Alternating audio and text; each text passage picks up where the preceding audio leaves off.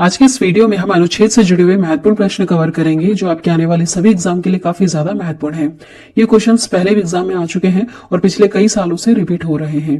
Last में question भी पूछा है मैंने आप सभी लोगों से, जिसका आंसर आपको कमेंट करना है। तो चलिए शुरू करते हैं आज के इस वीडियो को। फर्स्ट क्वेश्चन है, भारत के संविधान का निर्माता किसे माना जाता है? आंसर होगा ऑप्शन बी वाला, भीमराव अंबेडकर। डॉक्टर भीमराव अंबेडकर को भारत के संविधान का निर्माता माना जाता है। अगला सवाल है, भारत का संविधान कब लागू हुआ था? याद रखिएगा 26 जनवरी 1950 को भारत का संविधान लागू हुआ था। अगला सवाल है, भारतीय संविधान कितने अध्याय भाग में विभाजित किया गया है? उत्तर क्या होगा इसका? ऑप्शन डी सही है, 22 भाग 22 अध्याय में इसको विभाजित किया गया है।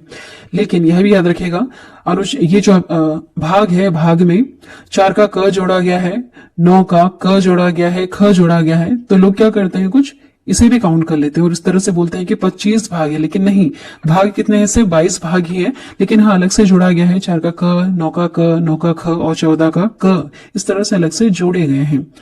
लेकिन अगर हम बात करें भाग कितने हैं, तो 22 भाग ही हैं। आप ऐसा नहीं बता सकते हैं 23 भाग, कुछ भाग नहीं है। आप चाहो तो सर्च करिएगा कि 23वां भाग कौन सा है, कोई भी भाग नहीं है, 23 भाग है ही नहीं। ठीक है, भारतीय संविधान में 23 नहीं है, 24, 25 नहीं है। अगला है, वर्तमान में भारतीय संविधान में कुल कितनी अनुसूचियां हैं? वर्तमान समय की हम बात करें तो कितनी अनुसूचियां हैं? 12 अनुसूचियां हैं। अगला सवाल है, संविधान सभा द्वारा अंतिम रूप से पारित संविधान में कुल कितनी अनुसूचियां थी? जब से पारित किया गया था 1950 में, उस समय सिर्फ 8 अनुसूचियां थी। कितनी? 8 अनुसूचियां थी। अभी वर्तमान में 12 है। नेक्स्ट है, वर्तमान समय में भारतीय संविधान में गणना की दृष्टि से कुल कितने अनुच्छेद और अनुसूचियां हैं? उत्तर क्या होगा यहाँ पर? उत्तर होगा ऑप्शन बी वाला। देखिए 395 अनुच्छेद है और 12 अनुसूचियां हैं। जैसे अभी मैंने आपको बताया था कि भाग 22 ही है, लेकिन उसमें क ग करके जोड़ा गया है। उसी तरह से अनुच्छेद आज भी 395 ही हैं, लेकिन इसमें क ग करके बहुत सारी चीजें जोड़ी गई हैं।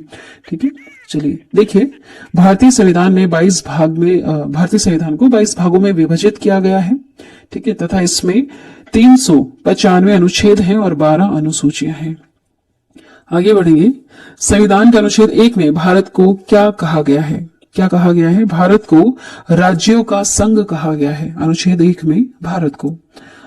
नेक्स्ट क्वेश्चन है, निम्नलिखित में से किन अनुच्छेदों द्वारा भारतीय संविधान नागरिकों को मूल अधिकार प्रदान करता है? उत्तर है ऑप्शन ए वाला, अनुच्छेद 12 से लेकर 35 तक भारतीय संविधान नागरिकों को मूल अधिकार प्रदान करता है। नेक्स्ट क्वेश्चन है, भारत के संविधान का निम्नलिखित में से कौन सा अनुच्छेद अस्पृश्यता की उन्मूलन करता है तथा किसी भी रूप में इसके आचरण का निषेध करता है? उत्तर होगा ऑप्शन सी वाला, अनुच्छेद 17। अनुच्छेद 17 जो है यह अस्पृश्यता की उन्मूलन करता है और किसी भी रूप में इसके आचरण का निषेध करता है। नेक्स्ट है, भारतीय संविधान का कौन सा अनुच्छेद राष्ट्रपति के पद के लिए पुनः निर्वाचन की योग्यताएं निर्धारित करता है? उत्तर होगा ऑप्शन डी वाला, अनुच्छेद 57। अनुच्छेद 57 में राष्ट्रपति के पद के लिए पुनः निर्वाचन की योग्यताएं निर्धारित की गई हैं। अगला सवाल देखिएगा, भारतीय संविधान के किस अनुच्छेद के अंतर्गत भाषण एवं अभिव्यक्ति की स्वतंत्रता के अधिकार की गारंटी दी गई है? उत्तर होगा यहाँ पर ऑप्शन ए वाला, अनुच्छेद 19 में। अनुच्छेद 19 के अंतर्गत भाषण एवं अभिव्यक्ति की स्वतंत्रता के अधिकार की गारंटी दी गई है। नेक्स्ट क्वेश्चन है, भारतीय संविधान के किस अनुच्छेद में प्रेस की स्वतंत्रता दी गई है? उत्तर क्या होगा यहाँ पर? ऑप्शन डी वाला, अनुच्छेद 19 के 1 में। अनुच्छेद 19 के 1 में 19 के क या फिर 19 के 1, आप ऐसा कुछ भी कह सकते हैं। 19 का जो पहला वाला है, इसमें प्रेस की स्वतंत्रता दी गई है। अगला सवाल है, मौलिक अधिकार के अंतर्गत कौन सा अनुच्छेद बच्चों के शोषण से संबंधित है? आंसर होगा ऑप्शन डी वाला, अनुच्छेद 24। अनुच्छेद जो 24 है यह मौलिक अधिकार के अंतर्गत बच्चों के शोषण से संबंधित है।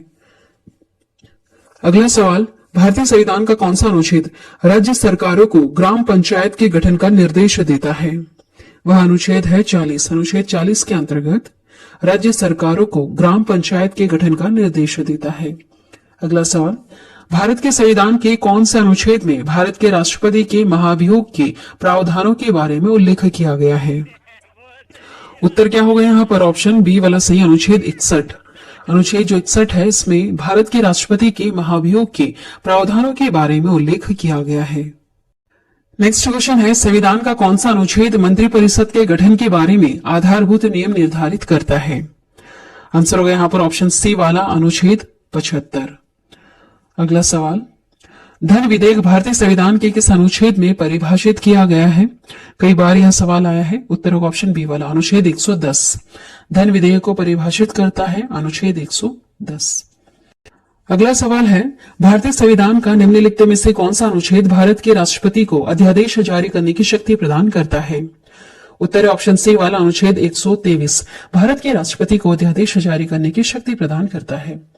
अगला सवाल, भारतीय संविधान का कौन सा अनुच्छेद संवैधानिक प्रावधानों की संघीय संसद एवं राज्य विधान पालिकाओं द्वारा बनाए गए नियमों व कानूनों पर प्राथमिकता प्रदान करती है?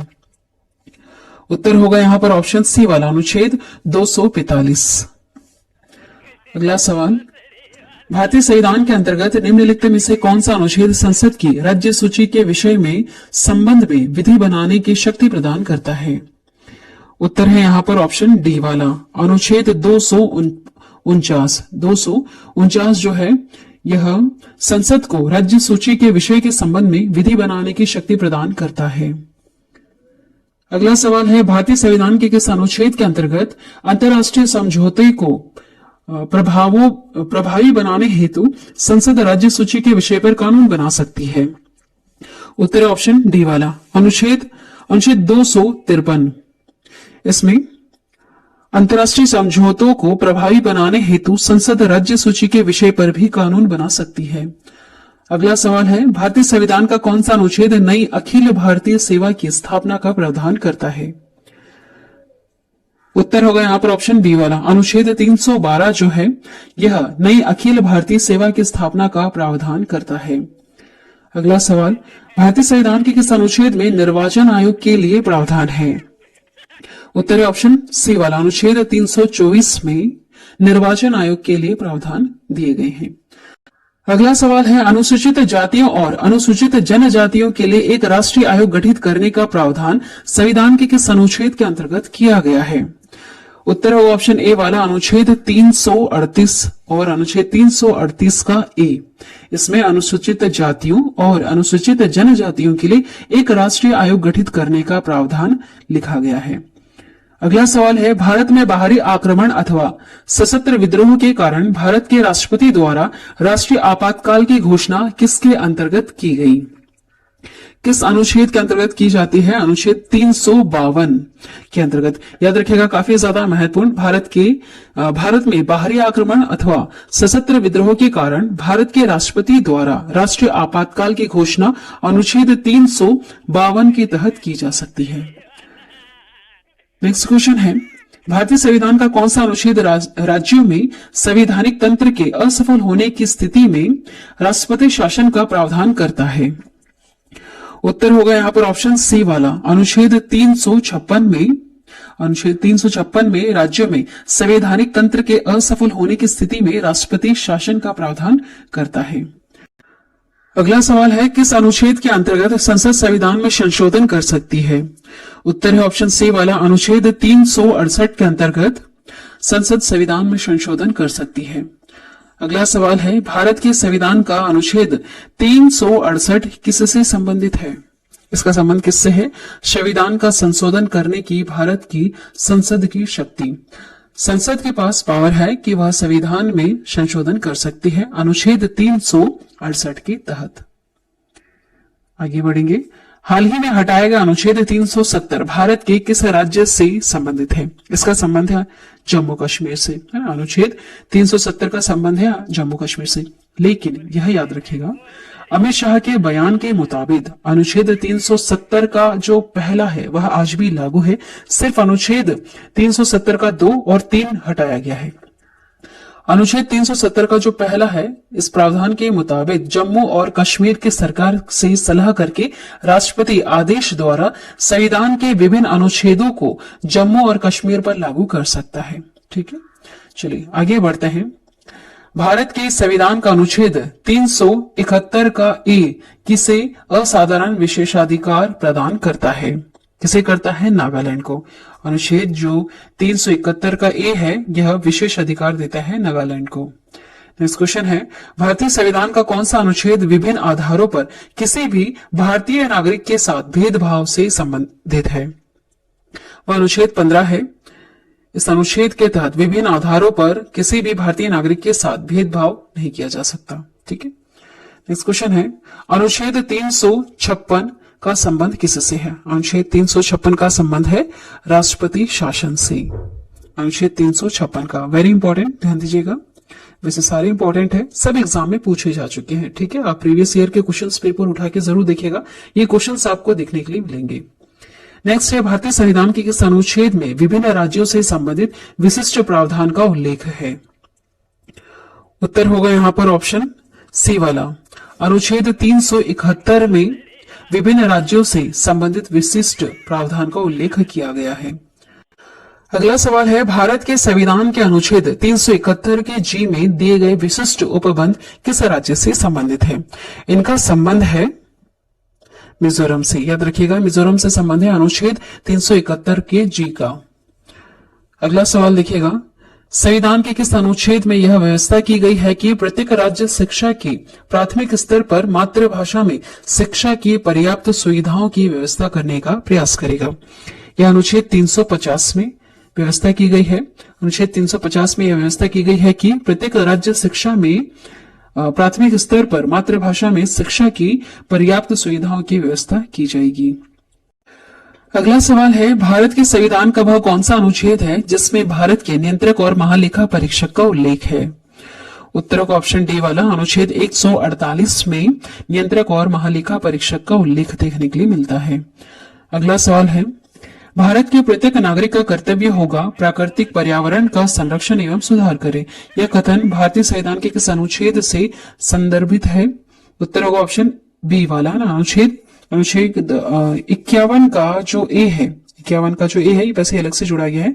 51 ही था पहले, बाद में 51 का जो ए है यह जोड़ा गया था। इसमें कर्तव्यों के बारे में लिखा हुआ है, मौलिक कर्तव्यों के बारे में। ठीक है, याद रखिएगा, इसमें लिखा गया है कि सारे नागरिकों का यह कर्तव्य होगा कि वे प्राकृतिक पर्यावरण का संरक्षण और सुधार करें। अगला सवाल है, राज्य विधानसभाओं में आंग्ल भारतीय समुदाय के लिए प्रतिनिधित्व का प्रावधान भारत के संविधान के किस अनुच्छेद द्वारा किया गया है? उत्तर ऑप्शन डी वाला, अनुच्छेद 333। इसके द्वारा राज्य विधानसभाओं में आंग्ल भारतीय समुदाय के लिए प्रतिनिधित्व का प्रावधान किया गया है। अगला सवाल है, भारतीय संविधान का कौन सा अनुच्छेद भारत की विदेश नीति से संबंधित है? वह अनुच्छेद है 51। अनुच्छेद 51 है विदेश नीति से संबंधित। अगला सवाल, निम्नलिखित में से भारतीय संविधान के किस अनुच्छेद का उपयोग अभी तक नहीं किया गया है? वह अनुच्छेद है अनुच्छेद 360। अनुच्छेद 360 क्या कहता है? यह वित्तीय आपात से संबंधित है। वित्तीय आपात से संबंधित, अभी तक इसका यूज नहीं किया गया है। अगला सवाल है, भारतीय संविधान के किस अनुच्छेद में नए राज्य में प्रवेश या स्थापना का प्रावधान किया गया है? यह अनुच्छेद 2। अनुच्छेद 2 के तहत नए राज्य में प्रवेश या स्थापना का प्रावधान है। ठीक है, नए राज्य बनाए जा सकते हैं। जैसे एक राज्य आंध्र प्रदेश और तेलंगाना अलग अलग हुए थे, इस तरह से राज्यों की स्थापना हो सकती है। ठीक है, मतलब नए अलग राज्य कर सकते हैं, एक दूसरों को अलग कर सकते हैं, उनकी बाउंड्रीज में फर्क कर सकते हैं, उनका नाम बदल सकते हैं। नेक्स्ट क्वेश्चन है, डॉक्टर अंबेडकर के अनुसार कौन सा अनुच्छेद भारतीय संविधान का सबसे महत्वपूर्ण अनुच्छेद है? वह अनुच्छेद है 32। सबसे महत्वपूर्ण है क्यों? क्योंकि इसमें मौलिक अधिकारों का हनन कोई नहीं कर सकता है, और इसमें ना पावर होती है सर्वोच्च न्यायालय के पास, वो 5 तरह के रिट्स जारी कर सकता है। पहला है बंदी प्रत्यक्षीकरण, दूसरा है परमादेश, तीसरा है प्रतिषेध लेख, चौथा है उत्प्रेषण, और पांचवा होता है अधिकार प्रेक्षालेख। 5 तरह के रिट्स जारी कर सकता है कौन? सर्वोच्च न्यायालय, ताकि आपके मौलिक अधिकारों का हनन ना किया जा सके। इसलिए डॉक्टर भीमराव अंबेडकर जी का कहना है कि यह सबसे महत्वपूर्ण अनुच्छेद है। अगला सवाल है, किसी राज्य में विधान परिषद की स्थापना और समाप्ति का प्रावधान है, किस अनुच्छेद में है या किस अनुच्छेद के तहत किया जा सकता है? तो देखिए उत्तर होगा यहाँ पर ऑप्शन बी वाला, अनुच्छेद 169। अनुच्छेद 169 कहता है कि किसी राज्य में विधान परिषद की स्थापना की जा सकती है, या फिर अगर पहले से ही है विधान परिषद तो उसको समाप्त भी किया जा सकता है। अगला सवाल है, भारतीय संविधान के किस अनुच्छेद में अनुसूचित जातियों और अनुसूचित जनजातियों के लिए आरक्षण का प्रावधान किया गया है? किस अनुच्छेद में है यह? अनुच्छेद 335। अनुच्छेद 335 में यह प्रावधान है कि अनुसूचित जो जातियां हैं, जनजातियां हैं, SC ST, उनके लिए आरक्षण का प्रावधान है। ठीक है। अगला सवाल है, भारत के संविधान का निम्नलिखित में से कौन सा अनुच्छेद समान नागरिक संहिता से संबंधित है? Very important question. आंसर है ऑप्शन ए वाला, अनुच्छेद 44। यह समान नागरिक संहिता से संबंधित है। अगला सवाल है, संपूर्ण भारत के भूभाग में मुक्त रूप से आवागमन करने का अधिकार भारतीय संविधान के किस अनुच्छेद के अंतर्गत मौलिक अधिकार है? उत्तर है ऑप्शन ए वाला, अनुच्छेद 19। अगला सवाल देखिएगा, भारतीय संविधान का कौन सा अनुच्छेद सभी नागरिकों के लिए समान न्याय और मुफ्त कानूनी सहायता को प्रोत्साहित करता है? वह कौन सा अनुच्छेद है? उत्तर होगा यहां पर ऑप्शन सी वाला, अनुच्छेद 39 का ए। अनुच्छेद 39 का जो ए है, यह सभी नागरिकों के लिए समान न्याय और मुफ्त कानूनी सहायता को प्रोत्साहित करता है। अगला सवाल है, भारत के संविधान का कौन सा अनुच्छेद भारत में एक नए राज्य के गठन के लिए दिया गया है? वह अनुच्छेद 3। अनुच्छेद 3 कहता है कि नए राज्यों का गठन किया जा सकता है। अगला सवाल है, भारतीय संविधान का कौन सा अनुच्छेद धर्म, वंश, जाति, लिंग, जन्म स्थान के आधार पर भेदभाव पर रोक लगाता है? कौन सा अनुच्छेद है वह? वह अनुच्छेद 15।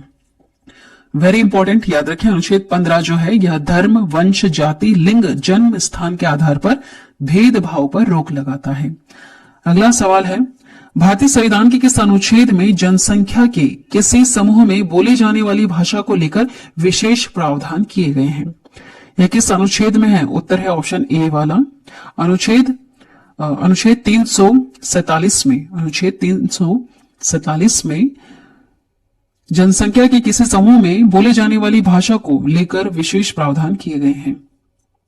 अगला सवाल है, भारत के संविधान के निम्नलिखित अनुच्छेदों में से कौन सा अनुच्छेद धार्मिक स्वतंत्रता के आधार की गारंटी देता है? वह अनुच्छेद कौन सा है? तो देखिए, अनुच्छेद 25 से लेकर 28 तक धार्मिक स्वतंत्रता के आधार की गारंटी देता है।